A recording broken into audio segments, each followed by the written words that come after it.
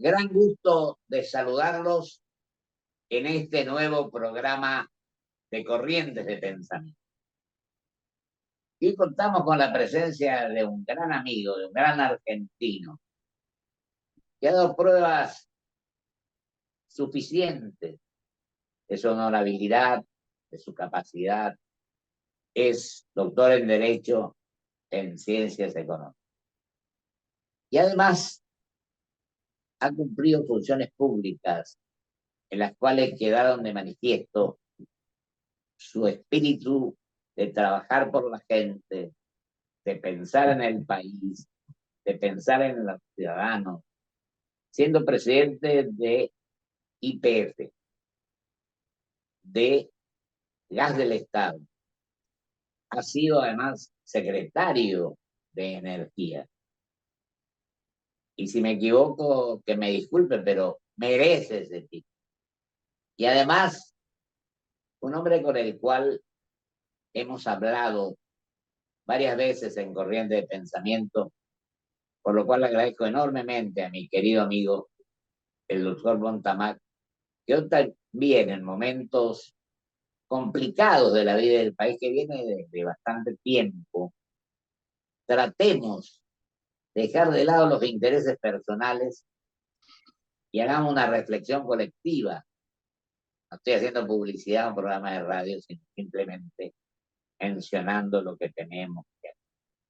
Pensar en el otro y no creernos dueños de la verdad, saber escuchar y sobre todo, fundamentalmente, no pensar que aquellos que no coinciden con nosotros son nuestros enemigos, son simplemente nuestros.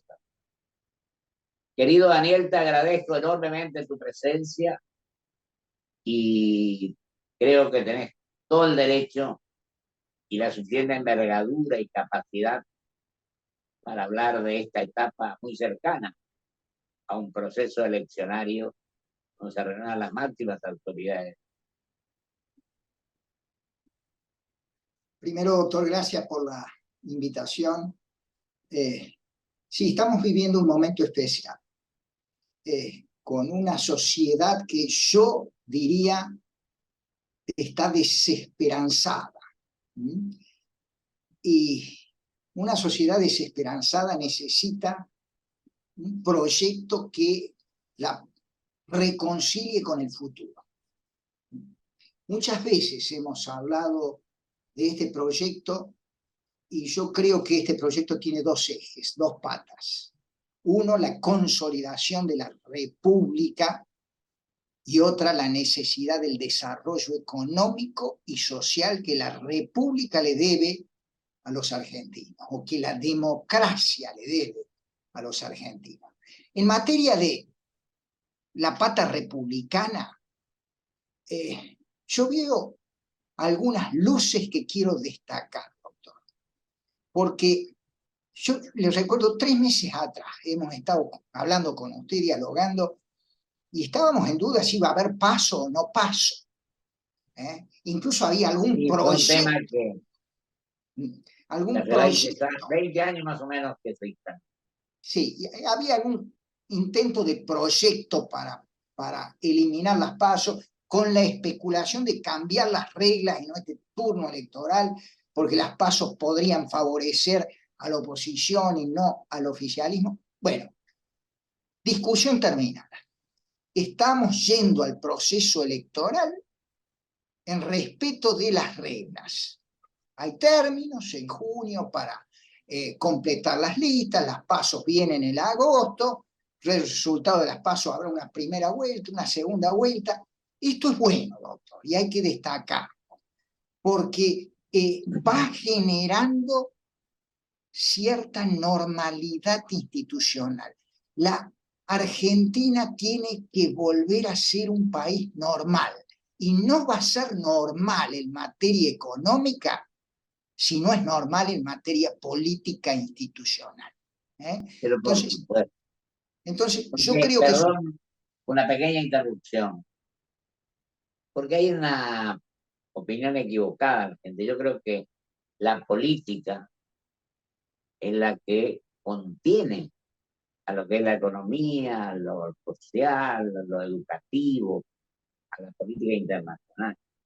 Y algunos la quieren separar y no es así. para nada. Yo soy comprensivo de todos estos temas. Disculpame, querido. Sí. En la otra pata, el tema del desarrollo económico y social, ¿eh? Ahí sí hay que discutir ideas. Bueno, para eso están las candidaturas. También algunos se alarman de que en los espacios haya discusiones por los liderazgos. Estas son las reglas de juego. Las primarias están hechas para justamente disputar liderazgos y a mí me gustaría que se discutiera un poco más narrativa e ideas. Pero la elección y el nuevo turno electoral y los liderazgos están llevando a cierta discusión de ideas, doctor. Y eso también es posible. Porque, por ejemplo, cuando un candidato plantea el tema de que hay que dolarizar la economía, que para mí puede ser una propuesta técnica de difícil implementación y no conveniente, sin embargo, está planteando en el fondo en el tema de que los argentinos nos quedamos sin moneda. Destruimos uno de los pactos básicos económicos que tiene que tener un país. Uno es el pacto constitucional político, el otro el pacto económico, que es tener una moneda que reúna tres características, que sea medida de cambio, medida de valor y reserva de valor. Entonces, en torno a la discusión de la necesidad de recrear una moneda, bueno, algunos dirán, usemos la moneda extranjera, otros empiezan a decir, no tengamos curso legal para el dólar y para el peso, es un sistema bimonetario, y otros dirán, no, recreemos un peso argentino que sea una moneda que dé y mantenga poder adquisitivo a través del tiempo. Pero detrás de las tres propuestas, cualquiera de ellas, está la necesidad de un Banco Central autónomo, de ordenar las cuentas públicas, de tener la necesidad de no gastar más de lo que ingresa, de revalorizar en el presupuesto entonces cuáles son los bienes públicos más importantes, y toda esta discusión es absolutamente necesaria para dar después la otra discusión. ¿Cómo nos desarrollamos, doctor? A partir de la estabilización, de la recuperación de la moneda, ¿cómo nos desarrollamos? Tenemos sectores que nos pueden dar mucho dinamismo, el energético uno, el minero otro, la industria del conocimiento otro, la cadena agroindustrial otro, muchos sectores, el turismo, la pesca, etcétera, etcétera. El plan de desarrollo inclusivo que genere puestos de trabajo para los argentinos. Yo digo, Daniel, que a lo mejor de año a esta parte, generalmente, en lugar de tener un proyecto de mediano y largo, al cual vos señalaste muchas veces, y me acuerdo, lo dije en el programa anterior, terminaste una magnífica disertación, terminaste con República y Democracia. Y este es un tema en el cual nos quedamos a veces. Por ejemplo, la reforma 94. Yo primero opuse, apoyé después. Pero todavía, fíjate vos lo que son las cosas. Cuando hablamos de los representativos republicanos, a mí me tocó representar a mi provincia sin ley de coparticipación.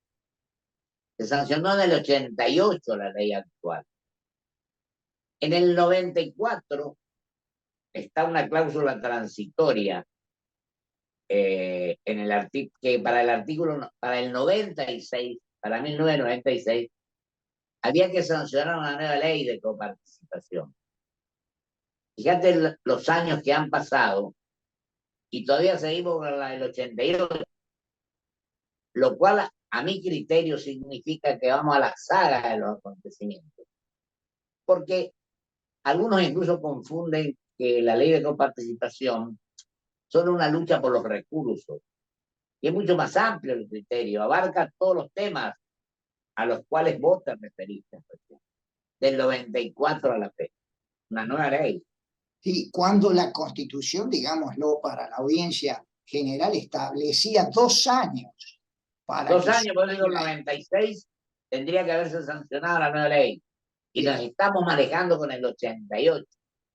Por supuesto que se establecieron una serie de requisitos para hacer esa nueva ley que hace Y muy trabado el dictado, pero la necesidad de un nuevo pacto fiscal en la Argentina es absolutamente necesario. Y aclaremos qué es una ley de coparticipación, porque no solo eso es importante. se discuten recursos, cómo se reparten los recursos, sino Recursos, potestades de gasto y potestades de endeudamiento también. ¿Ah? exactamente. Y justamente detrás de todo eso está la posibilidad de tener una moneda sana y de erradicar esta inflación institucionalizada y crónica que tiene la Argentina. Así que ese es uno de los temas que la Argentina tiene pendiente, que tiene que discutir, y es uno de los temas, a mí me gusta hablar de la Argentina normal, doctor. En un tránsito a una Argentina normal, tenemos que tener moneda, tenemos que tener un nuevo pacto fiscal para tener, y tenemos que tener una estrategia de desarrollo que genere empleos en el sector productivo, no va más el empleo público o el empleo informal, que está lleno la economía argentina.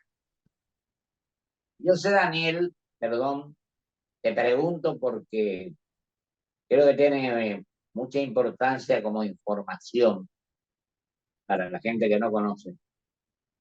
Hasta hace un tiempo, nuestro embajador allí era correntino de alguna manera. El embajador Hugo Gobi, vos estuviste hace poco en Australia, ¿no? Sí, señor.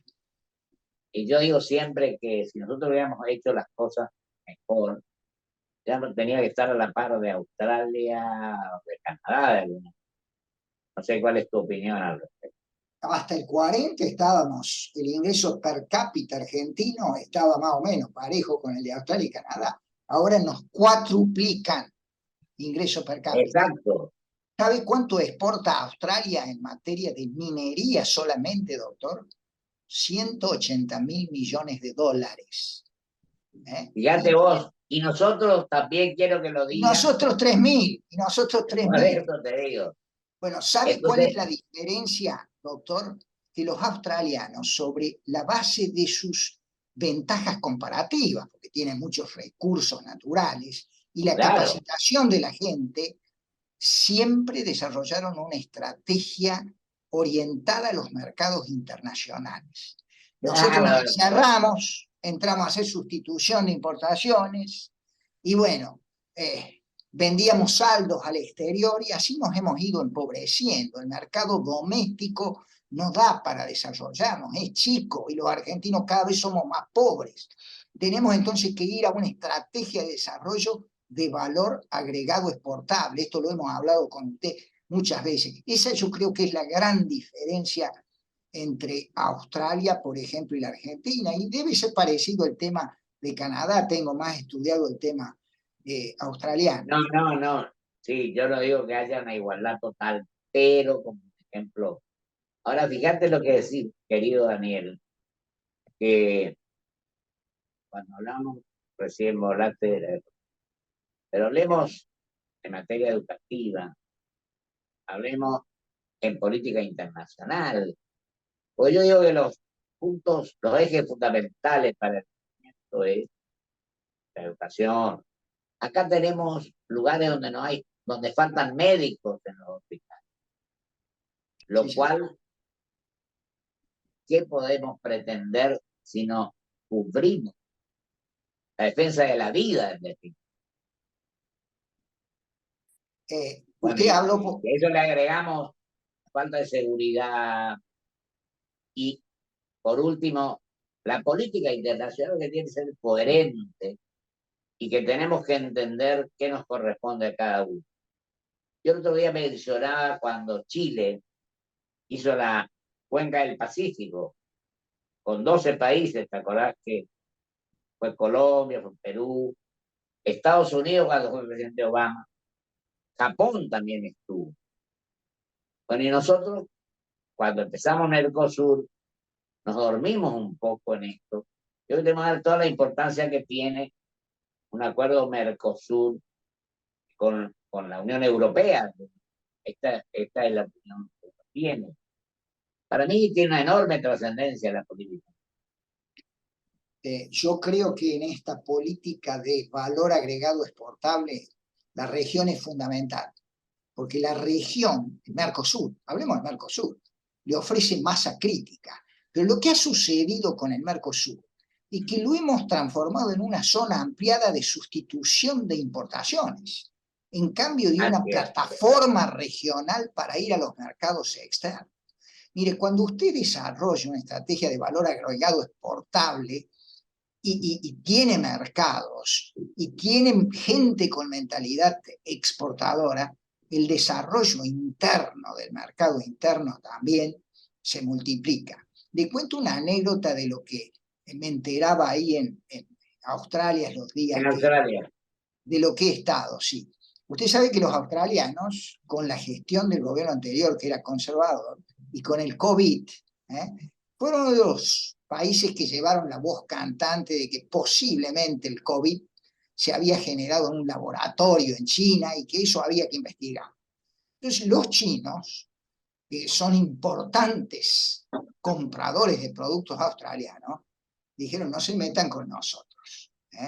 Y entonces restringieron una serie de importaciones de Australia, estableciéndole aranceles y una serie. ¿Sabe lo que pasó al cabo de ciertos años? Como son tan competitivos y tiene tan desarrollada la cadena exportadora el país, encontró otros compradores Australia.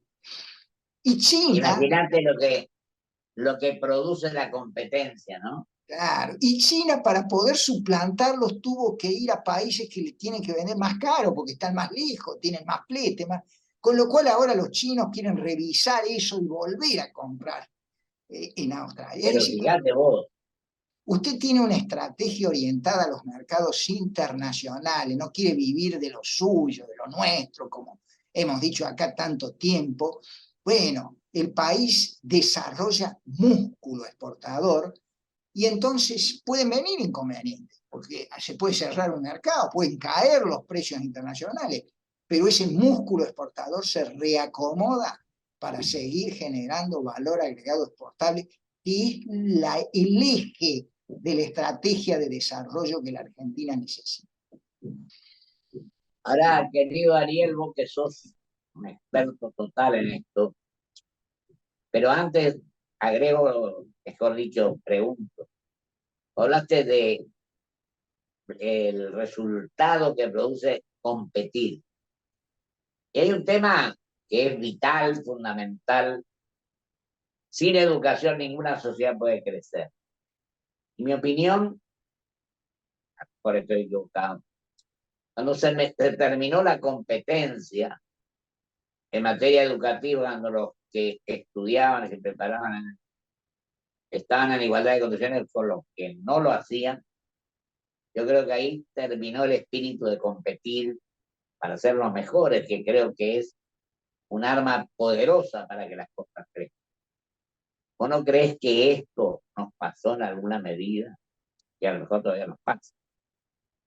Totalmente. Esto en Sí. materia educativa. Y ahora sí te pregunto, ¿cómo estamos? ¿Cómo crees que se están llevando a cabo las cosas en este factor fundamental para el crecimiento y el desarrollo, que es el tema energético? Bueno, mire, la energía todavía es parte del problema económico. El año Ustedes pasado... hicieron una magnífica tarea, aquellos 8 secretarios de energía.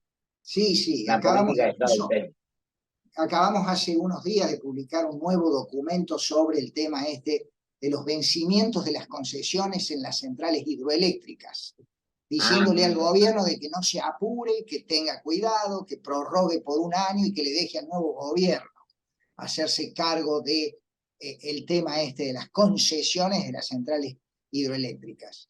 Pero en el tema energético en general, la Argentina tiene grandes oportunidades, pero la fotografía todavía es de un problema energético que pega en el problema económico. El año pasado la energía tuvo un déficit de balanza comercial de 4.471 millones de dólares. Importamos mucho más de lo que exportamos. Y el impacto en las cuentas públicas de los déficits de los subsidios energéticos fue de 13.000 millones de dólares. Bueno, esto no puede seguir así porque se han reincidido en políticas fallidas. Ahora, si hacemos las cosas bien, ¿sí? En una Argentina normal, yo siempre digo, doctor, sin cepos, con estabilidad macroeconómica, con una estrategia de desarrollo, la energía está para darle buenas noticias al país, no malas noticias. Podemos, mire, no lo digo yo, lo dice una de las principales consultoras internacionales. De Vaca Muerta estamos sacando 291.000 barriles de petróleo día. Esta consultora internacional proyecta, por supuesto en un país normal, que Vaca Muerta puede llegar a producir hacia el fin de la década 1 millón de barriles, casi todos exportables. Eso se traduce en un ingreso por exportaciones de alrededor de 20.000 millones de dólares. Imagínense ese ingreso de dólares para el país, en un país que anda mendigando dólares o monedas alternativas para ver cómo llega a fin de año. Tenemos que cambiar la estrategia de desarrollo luego de un plan de estabilización y la energía va a ser parte de las buenas noticias. Y terminamos con aquella conferencia tuya donde terminaste democracia y desarrollo. Sí, Y nos República y acordamos de aquel Desarrollo, gran doctor. presidente que fue República y Arturo Desarrollo. Frondizi. Sí. Daniel, una última pregunta que se nos fue el tiempo, pero que me sigue importando cuando hablábamos hace unos años, con respecto cuando le compramos el gas a Bolivia, que pagábamos $14 BTU. ¿Cómo estamos en eso? Brasil le compraba más que nosotros, pero nosotros comprábamos a ese precio. Y hasta hablamos una vez cuando se trajo el gas en barco. Sí, sí, ¿se acuerda? Todo eso lo preanunciamos. Bueno, estamos importando gas de Bolivia, pero mucho menos que cuando hablábamos, no porque no lo necesitemos, sino porque Bolivia ha venido declinando su producción y sus reservas. Así que yo le digo que en pocos años estamos incluso en condiciones de sustituir ese gas de Bolivia por la producción y el crecimiento de la producción nacional. No nos conviene. Yo le diría que conviene tener siempre a Bolivia como un actor, pero en un mercado regional de gas integrado. Estoy hablando de integración en la región. Entonces, que interactúe como una cuenca más, compitiendo con las otras cuencas, porque eso nos va a dar la posibilidad de tener un gas de precios muy competitivos para la gente, la sociedad que tiene que pagarlo en las tarifas, y para la industria, que lo tiene que usar como insumo energético para generar producción en esta estrategia que hemos delineado de valor agregado exportado. Pero bueno, los bolivianos tienen, yo creo que un gran potencial, pero han sometido a este sector que es capital intensivo también a políticas de largo plazo. Quisieron apropiarse de mucha renta, y yo siempre digo, el gobierno, que el 100% de cero es cero. Cuando usted se quiere apropiar de la renta, se acaban las inversiones, caen las reservas y cae la producción. Magnífico, mi querido y gran amigo, doctor Daniel Montamar. Se nos fue el tiempo. Seguiremos hablando. Un abrazo muy grande, Daniel. Te agradezco mucho tu presencia y te deseo mucha suerte. Muchísimas gracias. Un gusto, Un abrazo doctor. muy grande. Un gusto. Vamos a un corte y vuelvo con mis conclusiones.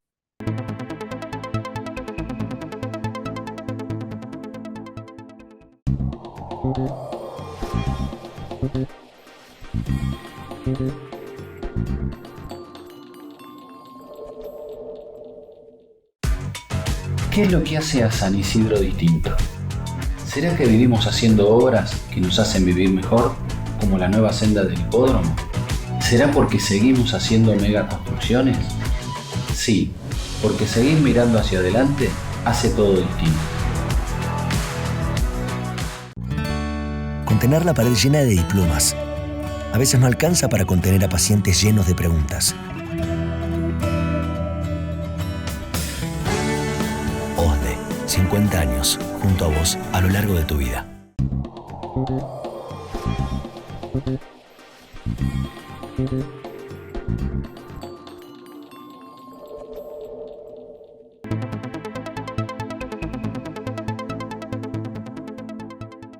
Me queda muy poco tiempo para estas conclusiones, pero debo manifestar primero mi agradecimiento al doctor Daniel Montamar. Y segundo, que a veces en nuestra querida patria desperdiciamos los conocimientos, las preocupaciones, la honestidad, el trabajo permanente. Yo creo que sin que pertenezcamos al mismo sector político, tenemos un profundo respeto por el doctor Daniel Montamar. Y digo que lo que estamos viviendo estos días significa querer muy poco a nuestra querida Argentina. Algunos dicen, pero este país que tenemos, la culpa es nuestra. Era de los mentirosos, era de los que tienen palabra, era de los que quieren funciones públicas de cualquier manera, los que quieren beneficios personales y no colectivos, los que piensan en sus sectores solamente. Y acá tenemos que tener la sinceridad y el aspecto que puede producir que volvamos a ser el país que fuimos si trabajamos con seriedad, estudiando los temas, aprendiendo, sabiendo escuchar y por sobre todas las cosas, sincerándonos. No busquemos ventajas o réditos políticos cuando están en juego los grandes intereses de nuestra querida Argentina y de los 46 millones de habitantes. Que Dios así lo quiera. Hasta el próximo programa, sí.